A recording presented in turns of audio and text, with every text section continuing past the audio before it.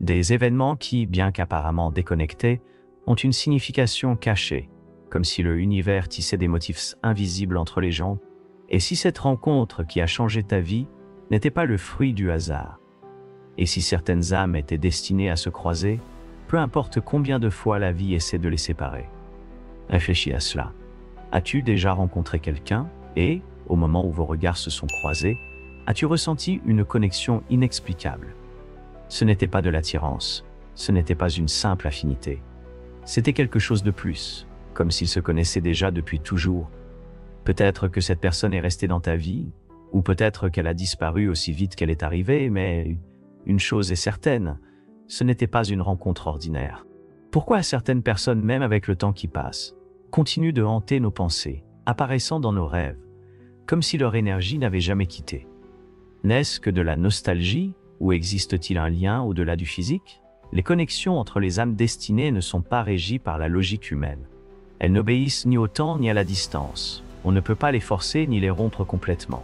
Et quand elles se produisent, elles peuvent tout transformer. Mais comment savoir si une rencontre est un signe du destin ou juste une illusion passagère? Pourquoi certaines âmes sont-elles liées au-delà d'une simple relation? Et surtout, qu'est-ce qui empêche ces connexions de se manifester au bon moment? Avant de continuer, si tu sens que ce sujet résonne en toi, aime cette vidéo et abonne-toi à la chaîne. Maintenant, plongeons dans ce mystère que la science n'arrive pas encore à expliquer complètement, mais que de nombreuses âmes ont déjà vécu. Imagine un moment que le temps n'est pas une ligne droite, mais un cercle, que tout ce que nous avons vécu, tout ce que nous avons ressenti, s'est déjà produit auparavant, et que certaines âmes se rencontrent encore et encore à travers différentes époques, différentes vies, différentes réalités. As-tu déjà regardé quelqu'un dans les yeux et senti que ce n'était pas la première fois? Ce sentiment de familiarité instantanée, de reconnaissance profonde, comme si leurs âmes se connaissaient déjà. Bien que leurs corps viennent à peine de se croiser, ce n'est pas un simple déjà-vu ni un caprice du subconscient. C'est une empreinte énergétique, un vestige d'une connexion qui transcende cette existence. Carl Jung croyait que l'inconscient collectif connecte tous les esprits humains à un niveau profond. Nous ne sommes pas des êtres isolés. Nous sommes entrelacés dans un tissu invisible, guidés par des symboles et des motifs qui nous mènent exactement là où nous devons être. Les véritables connexions n'arrivent pas par hasard. Elles sont le résultat de forces qui opèrent au-delà de notre compréhension rationnelle. Mais voici le paradoxe. Toutes les âmes destinées à se rencontrer ne sont pas vouées à rester ensemble. Certaines viennent pour nous éveiller, pour nous montrer quelque chose sur nous-mêmes, puis disparaissent. Elles nous laissent avec des questions, des émotions intenses, un vide que nous n'arrivons pas à expliquer. Et si ces âmes qui s'éloignent étaient celles qui nous transforment vraiment? Pense à quelqu'un qui a marqué ta vie d'une manière inexplicable. Peut-être était-il à tes côtés seulement quelques mois ou même quelques heures, mais son impact était si profond que tu t'en souviens encore avec clarté. Pourquoi cette personne et pas une autre? Pourquoi certaines relations semblent résonner à un niveau complètement différent? La réponse réside dans l'énergie. Deux âmes qui vibrent à la même fréquence s'attirent inévitablement. C'est une loi aussi puissante que la gravité, mais bien moins comprise. Peu importe si elles se trouvent aux antipodes du monde, ou si des années passent sans se voir. Lorsque la connexion est réelle, le temps et la distance deviennent des illusions. Cependant, l'ego interfère. L'esprit irrationnel cherche à contrôler ce qu'il ne peut pas comprendre. Nous essayons de retenir, de forcer et de prolonger ce qui ne devait peut-être être qu'un instant, et c'est là que la douleur entre en jeu. Nous nous accrochons à l'idée que le véritable amour signifie permanence, quand en réalité, l'amour le plus authentique est celui qui nous libère.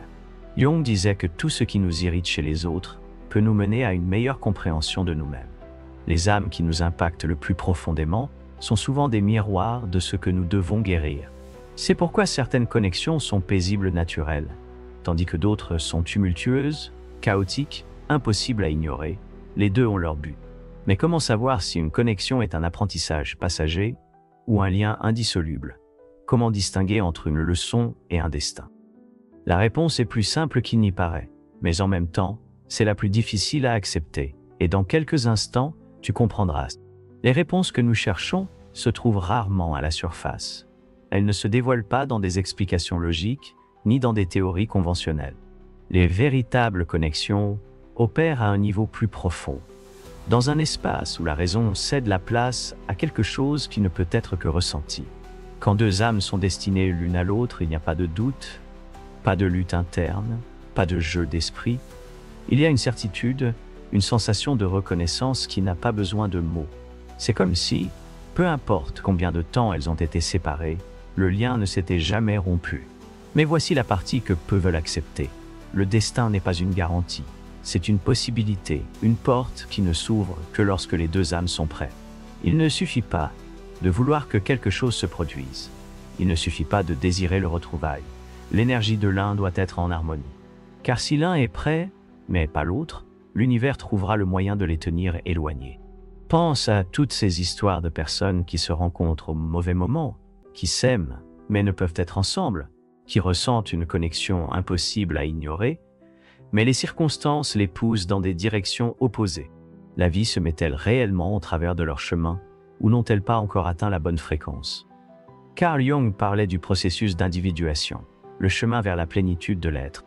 Il disait que le véritable amour ne peut exister qu'entre deux personnes qui ont travaillé sur leur propre évolution sans projection, sans dépendance, sans attentes irréalistes. Jusqu'à ce que nous atteignions ce point, nous restons piégés dans des schémas qui nous éloignent de ce que nous désirons vraiment.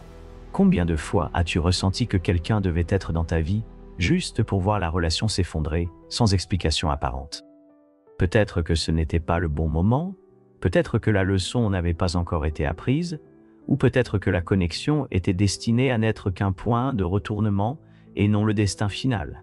La plus grande erreur que nous faisons est de penser que si quelqu'un s'en va, cela signifie que ce n'était pas réel, que si l'amour ne dure pas pour toujours, alors il n'a jamais existé. Mais que se passerait-il si certaines âmes viennent simplement pour nous préparer à ce qui va venir après?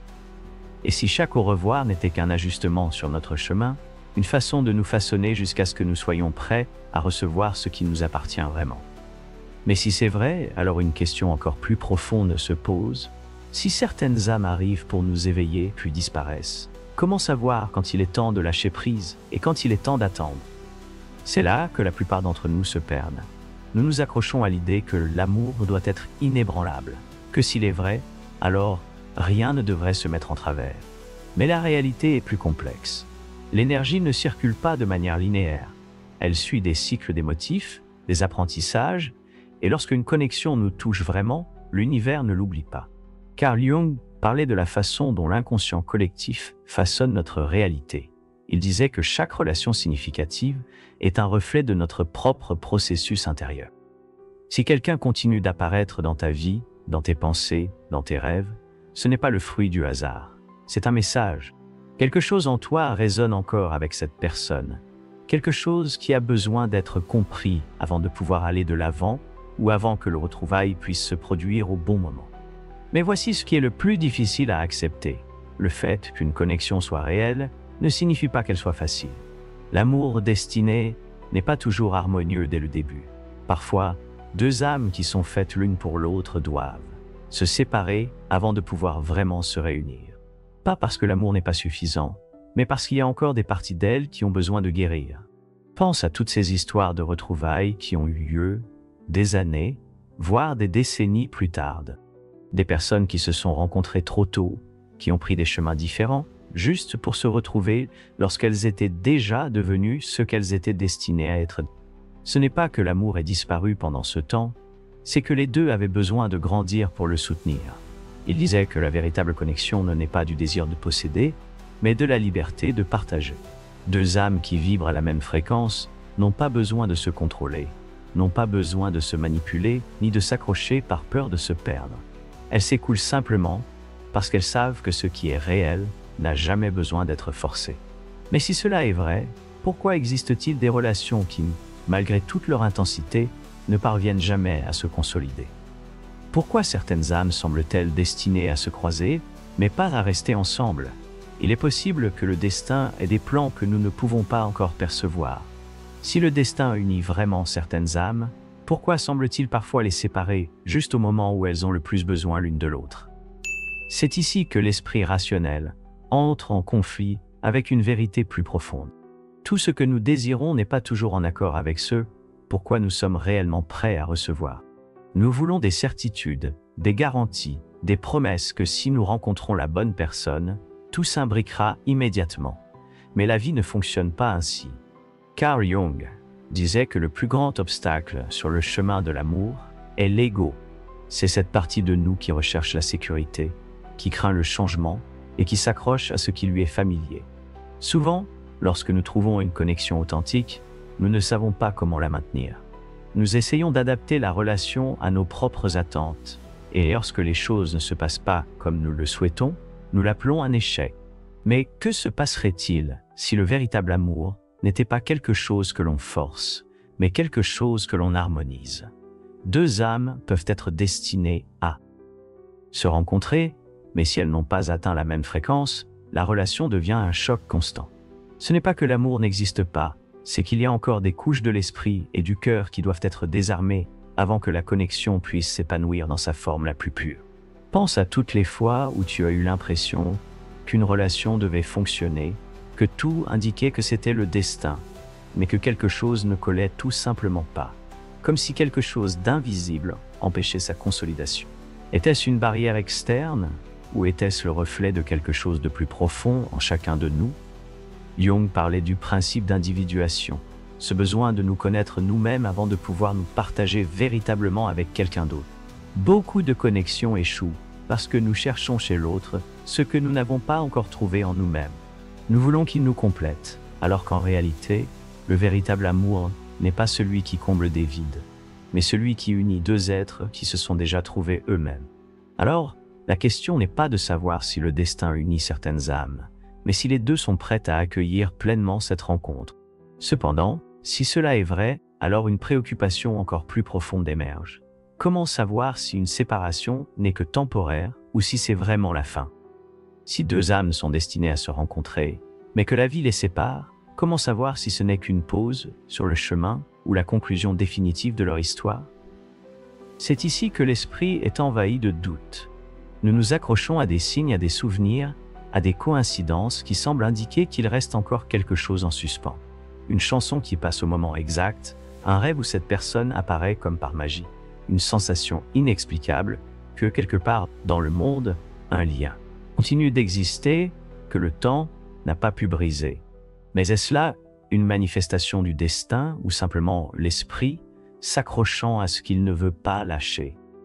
Carl Jung parlait du pouvoir de l'inconscient collectif, un espace où les esprits des personnes partageant un lien restent connectés. Même sans contact physique, il disait que les liens émotionnels ne disparaissent pas. Ils changent juste de forme. Lorsqu'une connexion est suffisamment forte, elle peut se manifester de manière inattendue. C'est pourquoi certaines personnes ne disparaissent jamais complètement. Elles restent présentes dans de petits détails, dans des pensées fugaces, dans des moments d'introspection où leur énergie semble toucher la nôtre, même lorsque leurs vies ont pris d'autres chemins. Cependant, il y a quelque chose que beaucoup de gens ignorent.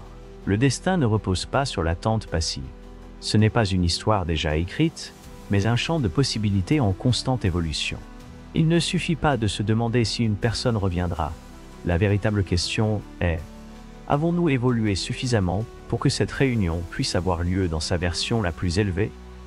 La plus grande erreur que nous commettons est de vivre dans l'illusion que quelqu'un d'autre détient la clé de notre bonheur. Nous pensons qu'en l'absence de cette personne, notre histoire reste incomplète. Mais Jung avertissait que le véritable amour ne peut exister qu'entre deux êtres qui ont atteint la plénitude en eux-mêmes. Si nous continuons de désirer par manque, la connexion ne pourra jamais s'épanouir pleinement. C'est pourquoi certaines âmes ont besoin de se séparer, non pas parce qu'elles ne s'aiment pas, mais parce qu'elles ne sont pas encore prêtes à soutenir la grandeur de ce que cette union représente. L'univers ne commet pas d'erreur. Si le chemin de deux personnes se croise au mauvais moment, la vie trouvera un moyen de les éloigner, jusqu'à ce que chacun soit prêt à accueillir cette connexion, sans peur, sans résistance, sans ombre du passé interférant avec leur lumière. Mais ici se pose la question que personne ne veut affronter. Si le destin réunit vraiment certaines âmes, pourquoi y a-t-il des connexions qui semblent marquées par la souffrance au lieu de l'harmonie? Est-il possible que certaines relations censées être destinées soient en réalité des épreuves déguisées en amour? Si le destin réunit vraiment certaines âmes, pourquoi certaines connexions apportent-elles plus de douleur que de bonheur? Pourquoi y a-t-il des relations qui, au lieu de nous remplir de paix, semblent nous défier jusqu'à la limite? C'est ici que beaucoup de gens se trompent. Ils croient que le véritable amour est toujours facile, que, lorsque deux âmes sont destinées, tout doit couler sans obstacle. Mais la réalité est beaucoup plus complexe. Carl Jung disait que ce qui nous dérange le plus chez les autres est un reflet de ce que nous n'avons pas encore résolu en nous-mêmes. C'est pourquoi certaines connexions éveillent non seulement de l'amour, mais aussi de la résistance, de la peur et une lutte intérieure. Certaines âmes entrent dans notre vie, non pour y rester, mais pour nous bouleverser en profondeur, pour nous montrer ce que nous ne voulons pas encore voir, pour nous enseigner des leçons que nous n'apprendrions jamais autrement. Ce sont les relations qui laissent une empreinte, celles qui nous transforment, et souvent, ce sont celles qui font le plus mal. Mais voici la vérité que peu de gens veulent accepter. La douleur n'est pas toujours un signe qu'une connexion est erronée. Parfois c'est un test, un processus de purification, avant que deux âmes puissent se rencontrer dans leur version la plus authentique. Toutes les connexions destinées ne commencent pas en harmonie. Certaines détruisent d'abord tout ce qui n'est pas réel, avant de pouvoir se manifester dans sa forme la plus pure. Pense à toutes les histoires d'âmes sœurs qui ont traversé des séparations, des distances, même de douloureuses ruptures, juste pour se retrouver des années plus tard, lorsque les deux ont changé. Ce n'est pas qu'ils ne s'aimaient pas auparavant, c'est qu'ils n'étaient pas encore prêts à soutenir ce que leur connexion signifiait. Mais c'est ici que beaucoup de gens se perdent. Ils s'accrochent à la douleur, comme si c'était la preuve qu'ils devaient continuer à insister. Ils confondent intensité et destin, et finissent piégés dans des relations qui ne les élèvent pas, mais les consument. Jung disait que le véritable amour ne lie pas, mais libère. Qu'une connexion authentique ne repose pas sur le besoin, mais sur l'expansion de la conscience. Alors, comment savoir si la souffrance dans une relation est une épreuve temporaire ou un signe qu'il est temps de lâcher prise? N'est pas chez l'autre personne, elle est en toi. Car si tu continues à chercher l'amour dans la précarité, dans la peur de la solitude, dans le besoin de compléter quelque chose en toi, tu ne le trouveras jamais sous sa forme la plus pure. La véritable connexion ne tient que lorsque les deux âmes ont atteint un point de maturité où elles n'ont pas besoin de se posséder, mais simplement de se choisir. Mais surgit alors la question la plus difficile de toutes. Que se passe-t-il lorsque nous ressentons que quelqu'un est notre destin, mais que la vie continue de nous séparer encore et encore? Cela signifie-t-il que ce n'était pas réel, ou est-il possible que le moment ne soit pas encore arrivé? Si deux âmes sont destinées à être ensemble, mais que la vie insiste pour les séparer, est-ce un signe qu'elles doivent renoncer, ou simplement que ce n'est pas encore le bon moment? C'est là que la plupart se retrouvent en conflit. On nous a appris que si quelque chose est fait pour nous, cela devrait arriver sans résistance, que le véritable amour ne s'éloigne jamais, que si une relation échoue, c'est qu'elle ne devait pas être. Mais que se passe-t-il si le destin ne fonctionne pas de manière si linéaire? Carl Jung disait que ce que nous nions à l'intérieur finit par se manifester dans notre réalité. Souvent, lorsqu'une relation ne parvient pas à se concrétiser, ce n'est pas parce que l'amour n'existe pas, mais parce qu'il y a encore des blocages internes qui empêchent la connexion de se réaliser dans toute son intensité. Peurs non résolues, blessures du passé, croyances qui nous limitent sans que nous en soyons conscients. C'est pourquoi certaines âmes se croisent et malgré un lien profond, ne parviennent pas à être ensemble. Ce n'est pas un manque d'amour, c'est qu'elles n'ont pas encore atteint le niveau de conscience nécessaire pour soutenir cette union. Et lorsque cela se produit, la vie ne détruit pas la connexion, elle la met simplement en pause. Mais voici le piège dans lequel beaucoup tombent. Ils confondent une séparation temporaire avec une excuse pour attendre indéfiniment.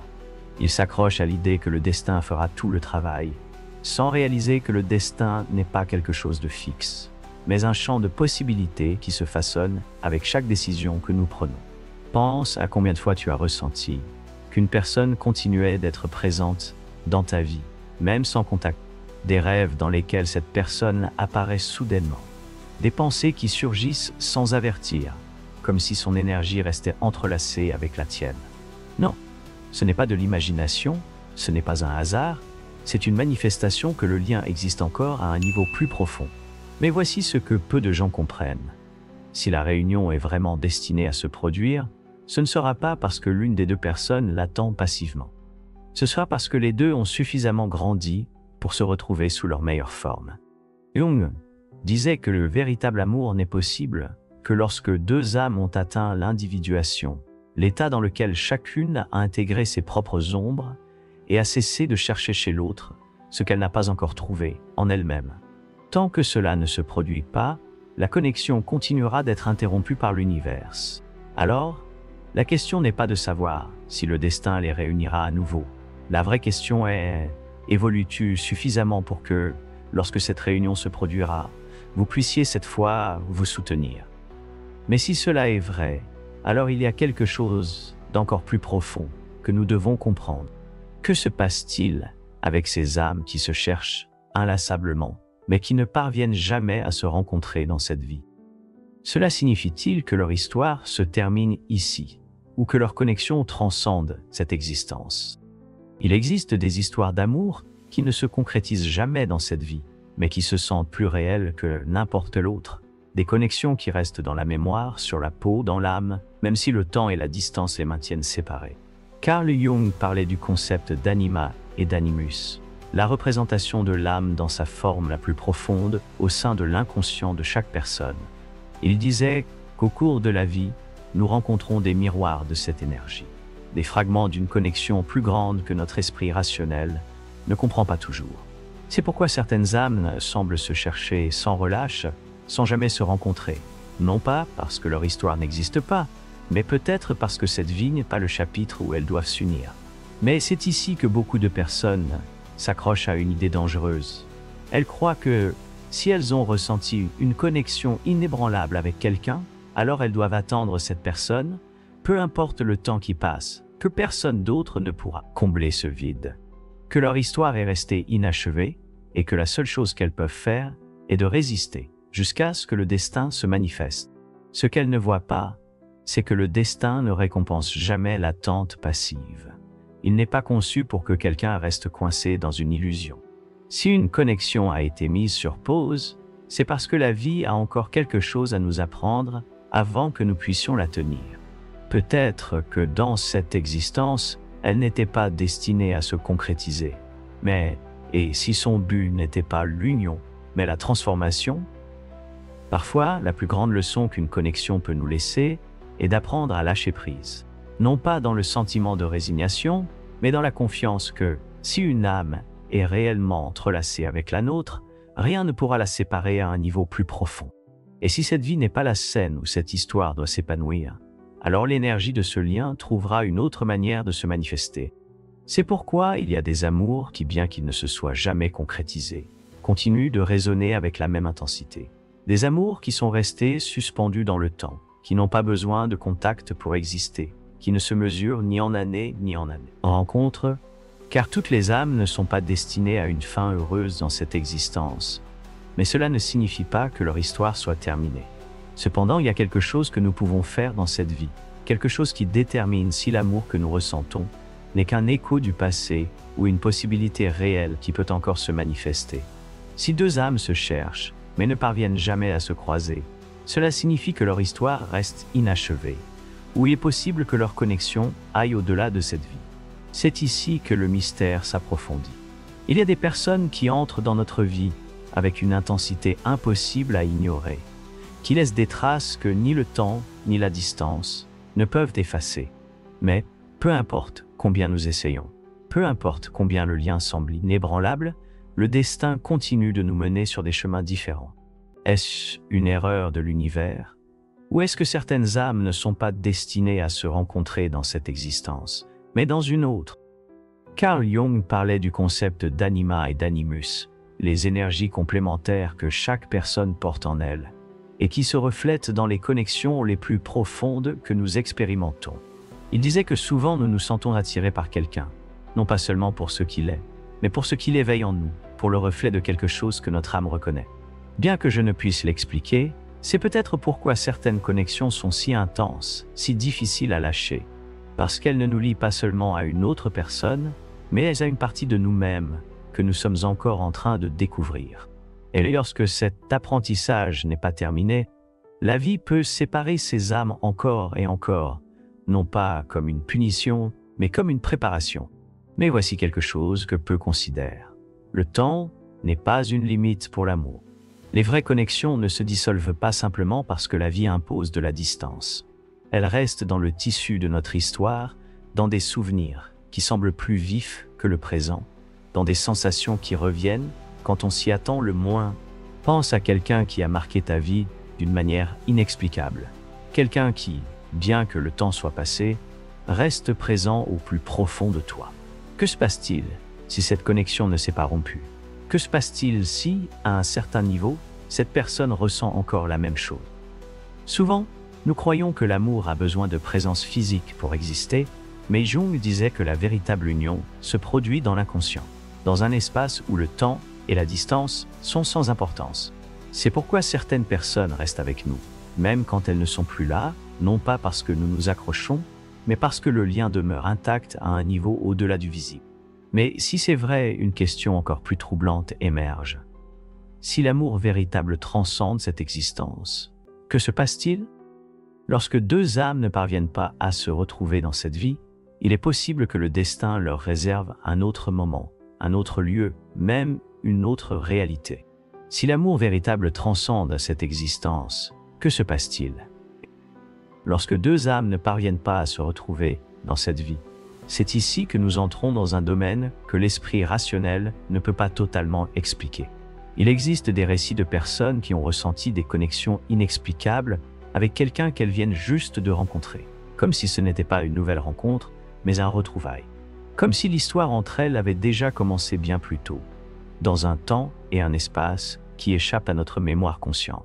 Carl Jung croyait que l'âme humaine n'était pas quelque chose d'isolé ou de fini. Je parlais de la réincarnation non pas comme une croyance mystique, mais comme une possibilité psychologique. L'idée que certains schémas émotionnels, certaines histoires inachevées, peuvent transcender une vie unique. Et si cela est vrai, alors certaines connexions pourraient ne pas être simplement le début de quelque chose, mais la continuation de quelque chose qui n'a pas encore été complété. Peut-être que certaines âmes semblent se retrouver trop tard ou dans des circonstances impossibles, parce que ce n'est pas la première fois qu'elles essaient de se correspondre, parce qu'elles ont peut-être cherché le bon moment à travers de multiples existences. Pense à ces amours qui arrivent au mauvais moment, ces relations qui semblent parfaites, mais dont le monde entier conspire pour qu'elles ne puissent être réelles. Est-ce le destin qui dit non, ou est-ce juste une pause dans une histoire qui n'a pas encore atteint son point culminant? Jung disait que ce que nous ne résolvons pas dans notre vie, nous le retrouvons encore et encore sous différents visages, dans différentes expériences, jusqu'à ce que nous apprenions la leçon. C'est pour cela que certaines personnes semblent nous suivre à travers le temps, même dans des circonstances différentes. Non pas parce que l'univers est cruel, mais parce que l'âme cherche à se compléter à travers ses connexions. Si cela est vrai, alors l'amour qui ne se concrétise pas dans cette vie pourrait n'être qu'un chapitre de quelque chose de bien plus grand. Un lien qui attend son moment pour s'épanouir pleinement dans un autre temps, dans un autre corps, dans une autre réalité que nous ne pouvons pas encore imaginer. Mais si certaines âmes doivent attendre au-delà d'une vie pour se retrouver, comment savoir si dans cette existence il y a encore une opportunité?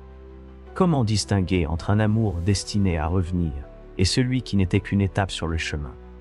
Si certaines âmes sont destinées à se retrouver au-delà de cette vie, comment savoir si dans cette existence il y a encore une chance pour cet amour? Parfois, la séparation n'est pas la fin, mais un test, une pause sur le chemin qui ne détruit pas la connexion, mais qui la renforce. La distance, le temps, même les circonstances qui semblent impossibles, peuvent faire partie d'un processus plus grand. Un ajustement que la vie fait jusqu'à ce que les deux soient sur la même longueur d'onde. Mais ici, c'est là que l'esprit interfère. Nous nous accrochons à l'idée que l'amour doit s'inscrire dans notre chronologie. Que si quelqu'un s'éloigne, c'est parce que l'histoire est terminée. Cependant, l'énergie d'une connexion authentique ne se brise pas par l'absence physique. Elle reste vivante dans nos pensées, dans des souvenirs qui ressurgissent sans crier gare, dans une sensation inexplicable que quelque chose n'est pas encore terminé. Carl Jung parlait des archétypes de l'amour et de l'âme. Il disait qu'il existe des relations qui transcendent le personnel, qui opèrent à un niveau symbolique, au sein de l'inconscient collectif. Ce sont ces connexions qui nous transforment, qui nous poussent à affronter les tréfonds de notre essence, celles qui nous éveillent à une réalité plus grande que ce que nous croyons possible. C'est pourquoi certaines âmes ne disparaissent jamais tout à fait. Leur énergie reste entrelacée avec la nôtre, comme si quelque chose en elles ressentait aussi qu'il y a encore un chapitre en attente. Ce n'est pas un hasard si certains noms continuent de résonner, si certains souvenirs ne perdent pas d'intensité avec le temps qui passe. Mais ici se pose la véritable question. Comment savoir si le lien est toujours vivant parce qu'un nouveau rendez-vous est à venir, ou si ce n'est que l'écho de quelque chose qui a déjà accompli son dessein? La différence réside dans ce que nous ressentons lorsque nous pensons à cette personne. Si la connexion nous remplit de paix, d'une certitude silencieuse, que tout se déroule en son temps parfait, alors il n'est pas nécessaire de forcer quoi que ce soit. Mais si penser à cette personne nous cause de l'anxiété, nous enferme dans un cycle d'attente et de désespoir, peut-être que l'apprentissage ne se trouve pas dans l'autre, mais dans le lâcher-prise de l'idée que le véritable amour doit suivre une unique forme. Les âmes destinées n'ont pas besoin de se poursuivre. Elles n'ont pas besoin de manipuler le temps, ni de s'accrocher par crainte de la perte. Si leur rencontre est encore inscrite dans le destin, la vie les rapprochera au moment exact, sans qu'il soit nécessaire de forcer. Et quand cela se produira, lorsque les deux seront prêtes, la connexion n'aura pas à lutter contre quoi que ce soit, elle sera simplement comme si, peu importe le temps écoulé, elles ne s'étaient jamais séparées. Mais si c'est le cas, alors il y a un mystère encore plus profond à découvrir. Si le destin trouve toujours un moyen, comment savoir quand il faut attendre et quand il faut avancer? Savoir quand attendre et quand avancer est le dilemme qui trouble le plus ceux qui ont ressenti une connexion profonde. Il s'agit de faire confiance au temps, aux signaux que l'univers envoie, ou d'accepter que, même si le lien est réel, l'histoire a déjà accompli son dessein. La réponse ne se trouve pas à l'extérieur, mais dans ce que cette connexion éveille en chacun de nous. Si un lien te pousse à grandir, si cela t'amène à devenir une version plus complète de toi-même, sans dépendre de l'autre pour te sentir entier, alors son énergie reste vivante. Non pas parce que tu as besoin de t'y accrocher, mais parce qu'elle t'a transformé d'une manière qu'aucune autre relation ne l'a fait. Carl Jung disait que l'âme ne cherche pas à se compléter par une autre personne, mais à travers la connaissance de soi. Souvent, le désir de voir quelqu'un revenir n'est pas vraiment pour la personne elle-même, mais pour ce que cette connexion représentait. Un miroir de notre propre potentiel, une étincelle de quelque chose que nous n'avons pas encore totalement intégré en nous. C'est pourquoi certaines retrouvailles n'ont lieu que lorsque nous avons atteint une nouvelle étape dans notre évolution, lorsque nous ne cherchons plus par nécessité, mais avec la liberté de partager sans attente ni peur. Mais il y a une chose de plus que peu de gens veulent accepter. Parfois, le plus grand amour n'est pas celui qui se termine par un « pour toujours », mais celui qui laisse une marque qui ne s'efface jamais, même si les chemins empruntent des directions différentes. Car le destin ne se résume pas seulement à être ensemble, mais à ce que chaque âme éveille chez l'autre à l'impact qu'elle laisse, même en l'absence. Et si deux âmes sont réellement connectées à un niveau plus profond, le temps ne les sépare pas, il les prépare simplement. Donc, la vraie question n'est pas de savoir si le destin les réunira à nouveau. La vraie question est, lorsque le moment arrivera, seront-ils suffisamment conscients pour le reconnaître? Reconnaître le bon moment n'est pas toujours simple. Parfois, le destin nous remet face à une personne, et au lieu de sentir la certitude, nous sommes envahis par le doute. Cette opportunité est-elle réelle, ou n'est-ce qu'une répétition de ce que nous avons déjà vécu? C'est là que la croissance personnelle devient essentielle. Une connexion authentique ne se construit pas sur le désir de revivre le passé, mais sur la capacité de créer quelque chose de nouveau à partir d'un état de conscience supérieur. Si la retrouvaille a lieu, mais que les mêmes peurs et schémas sont toujours présents, alors le résultat ne sera pas différent. Carl Jung parlait de l'ombre, cette partie de nous qui cache nos insécurités et nos blessures non résolues. Il disait que nous projetons souvent sur les autres ce que nous n'avons pas travaillé en nous-mêmes.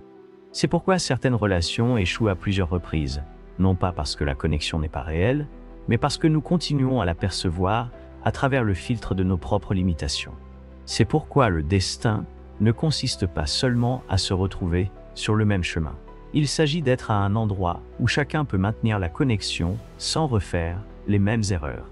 Cela ne se produit que lorsque chacun a fait son propre travail intérieur, mais voici un détail important. Toutes les connexions ne sont pas conçues pour durer dans cette vie.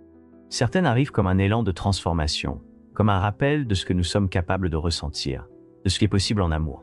Leur but n'est pas de rester, mais d'éveiller quelque chose en nous qui autrement resterait endormi. Donc, la vraie question n'est pas de savoir si quelqu'un reviendra, mais si, lorsque l'amour frappera à notre porte à nouveau, nous serons prêts à l'accueillir, sans peur, sans attente, sans le poids du passé qui obscurcit la possibilité du présent. Parce que parfois, l'âme que nous attendions est celle que nous rencontrons lorsque nous apprenons enfin à vivre sans avoir besoin d'attendre. Apprendre à vivre sans attendre ne signifie pas résignation, ni oublier. Cela signifie faire confiance. Cela signifie comprendre que le véritable amour n'a pas besoin d'être forcé, ni poursuivi, ni retenu. Cela signifie accepter que certaines connexions nous transforment pour toujours, même lorsque leurs chemins divergeront du nôtre. Carl Jung disait que ce à quoi nous résistons persiste. Plus nous nous accrochons à une idée de l'amour basée sur la peur de perdre, plus nous bloquons son libre expression. Parce que l'amour, dans sa forme la plus pure, n'est ni contrôle ni dépendance. C'est expansion. C'est permettre à deux âmes de se rencontrer dans leur moment le plus élevé, sans que la peur de la perte interfère avec la profondeur du lien. C'est pourquoi le véritable signe qu'une connexion est destinée à s'épanouir n'est pas l'intensité avec laquelle elle est ressentie, mais la paix qu'elle génère. Un amour aligné avec le destin ne se vit pas dans une lutte constante. Il ne nécessite pas de sacrifices qui nous éloignent de notre essence. Il ne nous laisse pas dans un état d'attente perpétuelle. Il nous pousse, nous équilibre. Il nous fait sentir que peu importe ce qui se passe, le lien existe au-delà des circonstances. C'est pourquoi certaines âmes peuvent passer des années séparées. Et quand elles se retrouvent, elles ont l'impression que rien n'a changé parce que la connexion n'a jamais disparu. Il attendit simplement le moment opportun pour se manifester de manière plus pleine et consciente. Mais il est également vrai que certaines histoires ne sont pas faites pour être répétées. Parfois, ce que nous avons le plus de mal à accepter, c'est que le véritable destin d'une connexion n'est pas la retrouvaille, mais bien l'apprentissage qu'elle nous a laissé, non pas comme quelque chose qui nous lie au passé, mais comme une graine qui nous permet d'aimer mieux à l'avenir. Et c'est là que réside l'épreuve la plus difficile. Savoir quand ouvrir les portes au retour d'un amour et quand laisser ce dernier poursuivre son chemin avec gratitude, sans crainte, sans la nécessité que le destin le ramène, car, en fin de compte, le véritable destin de chaque âme n'est pas de trouver une autre âme, mais de se trouver soi-même. Se trouver soi-même ne signifie pas renoncer à l'amour, mais comprendre l'amour dans son expression la plus élevée. Il ne s'agit pas d'avoir besoin de quelqu'un pour se sentir complet, mais de partager le chemin avec une autre âme qui reflète la croissance et l'évolution que chacun a atteinte par lui-même. Carl Jung disait que ce que nous aimons chez les autres est ce que nous reconnaissons en nous, et ce qui nous fait mal dans une connexion perdue n'est pas toujours la personne elle-même, mais la version de nous-mêmes que nous étions à ses côtés. C'est pourquoi certains amours laissent des empreintes si profondes, parce qu'ils nous ont fait voir de quoi nous étions capables de ressentir, ce que nous pourrions devenir. Mais voici le dilemme. Quand l'amour a-t-il été réel? Quand il a réveillé quelque chose que nulle autre connexion n'a réussi à toucher, comment avancer sans sentir qu'on a perdu quelque chose d'irremplaçable? La réponse ne se trouve pas dans les départs ou dans les remplacements, mais dans l'intégration, dans la compréhension qu'aucune expérience authentique ne se perd. Car chaque expérience nous façonne, nous transforme, et nous laisse quelque chose que nous portons en nous, même lorsque l'autre personne n'est plus là. C'est pourquoi, lorsque nous nous demandons si une connexion va revenir, ce que nous demandons vraiment, c'est s'il y a encore quelque chose à apprendre d'elle, s'il reste encore des parties de nous qui résonnent avec cet amour, ou si nous sommes arrivés à un point où ce qui est le plus précieux, ce n'est pas le retour de l'autre personne, mais la croissance que cela nous a permis d'atteindre. Parce que certaines âmes se retrouvent encore et encore au cours de la vie, d'autres dans une autre existence, et d'autres simplement nous touchent, nous transforment et poursuivent leur chemin. nous laissant avec la certitude que même si elles n'ont pas demeuré, leur présence a fait partie de notre destin. Et peut-être que c'est là le plus important. Comprendre que le véritable amour ne se mesure ni au temps, ni à la permanence, ni à la fin heureuse. Il se mesure à l'impact qu'il laisse, à la façon dont il nous change, à la capacité de s'en souvenir avec gratitude plutôt qu'avec souffrance. Parce que lorsque une connexion est réelle, elle n'a pas besoin d'exister dans le présent pour continuer à vivre au plus profond de l'âme. Quand une connexion est authentique, elle ne disparaît pas avec la distance ni avec le passage des années. Elle demeure non pas comme un fardeau, mais comme un chuchotement dans l'âme, comme une mélodie que l'on n'oublie jamais. Ce n'est pas une encre qui nous garde emprisonnés dans le passé, mais un écho de ce que nous étions et de ce que cette relation a fait naître en nous. Carl Jung disait que l'amour est un pont vers les profondeurs de l'inconscient. À travers les relations, nous découvrons des parties de nous-mêmes qui autrement resteraient cachées. C'est pourquoi certaines personnes entrent dans notre vie et nous touchent au plus profond, comme si leur présence brisait un voile et nous obligeait à nous voir plus clairement.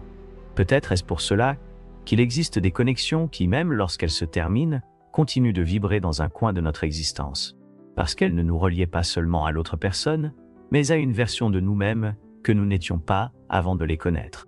Et lorsque ce type d'amour touche notre vie, nous ne sommes jamais les mêmes, mais cela ne signifie pas que nous devons vivre en attendant son retour. Cela ne veut pas dire que le véritable amour n'existe que s'il est éternel. Cela signifie que nous devons honorer ce qui a été, l'intégrer dans notre histoire et permettre qu'il nous transforme sans nous accrocher à ce qui aurait pu être. Parce que le destin n'unit pas seulement les âmes sur le plan physique, il les entrelace aussi dans la mémoire, dans les apprentissages, dans l'évolution que chacune atteint à partir de cette rencontre. Et quand nous comprenons, cela nous cessons de vivre dans la nostalgie et nous commençons à vivre dans la gratitude. Gratitude d'avoir ressenti, d'avoir appris, d'avoir expérimenté une connexion qui, bien qu'elle n'ait pas duré, a été réelle à son moment. Parce qu'au final, l'amour ne concerne pas seulement qui reste à nos côtés, mais qui nous a aidés à devenir la personne que nous sommes aujourd'hui. L'amour ne se manifeste pas toujours de la manière dont nous l'espérons. Parfois cela arrive pour rester, d'autres fois pour nous transformer, et dans certains cas, pour nous montrer une vérité que nous ne pouvons comprendre que lorsque nous regardons en arrière, avec la perspective que le temps nous offre. Les connexions qui comptent vraiment ne se perdent jamais. Elles peuvent changer de forme, se transformer en souvenirs, en apprentissage, en cicatrices, qui nous enseignent la valeur de ce que nous avons vécu. Mais quand un lien est authentique, son énergie demeure, d'une manière ou d'une autre, au plus profond de nous. Carl Jung nous a appris que chaque relation significative est un reflet de notre propre croissance. Nous ne sommes pas ici pour trouver quelqu'un qui nous complète, mais pour partager notre vie avec ces âmes qui vibrent sur la même fréquence que notre évolution. Et quand nous sommes prêts, quand nous avons appris ce que nous devons apprendre, le destin trouve toujours le moyen de mettre sur notre chemin les bonnes personnes, au bon moment. Si cette histoire a résonné en vous, si vous avez déjà ressenti l'impact d'une connexion inexplicable, alors vous savez que l'amour ne se mesure pas par sa durée, mais par l'empreinte qu'il laisse dans notre existence. Merci d'être arrivé jusqu'ici, d'avoir pris le temps de réfléchir à ces sujets qui, d'une manière ou d'une autre, nous touchent tous. Si ce contenu vous a fait réfléchir, je vous invite à laisser votre avis dans les commentaires, à aimer et à vous abonner pour continuer à explorer ensemble ces mystères de l'âme et de la conscience. On se retrouve dans la prochaine vidéo.